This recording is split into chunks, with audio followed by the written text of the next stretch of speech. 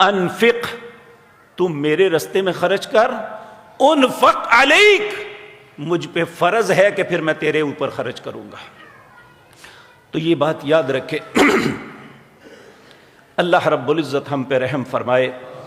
یہود کی میں کئی دفعہ یہ بات سوچا کرتا تھا کہ آخر یہ دنیا کی لائق پڑھی لکھی قوم ہے، تو اللہ نے کہا انہیں ہدایت نہیں مل سکتی، اس کا سبب کیا ہے؟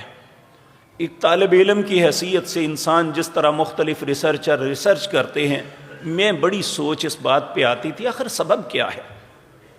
تو اس کا جواب مجھے سورۃ مائدہ میں ملا۔ اللہ نے کہا دو چیزیں ہیں، بلکہ ایک مقام پہ فرمایا تین چیزیں ہیں۔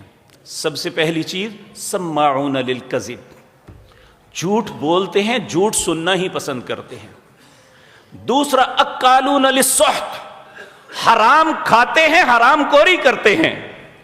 تیسرا فرمایا اپنے ہاتھ کو روک لیتے ہیں، مال اکٹھا تو کرتے ہیں، دیتے نہیں بلکہ سود خور ہیں۔ یہ تین اسباب ایسے ہیں اللہ کے دیے ہوئے مال میں سے خرچ نہ کرنا، اور اسی طرح دوسرا جھوٹ بولنا اور جھوٹ کو سننا۔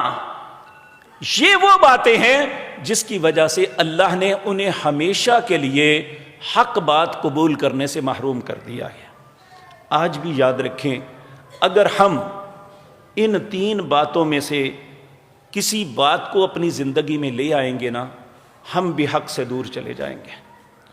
جھوٹ بات حق نہیں ہوتی، جھوٹ انسان کو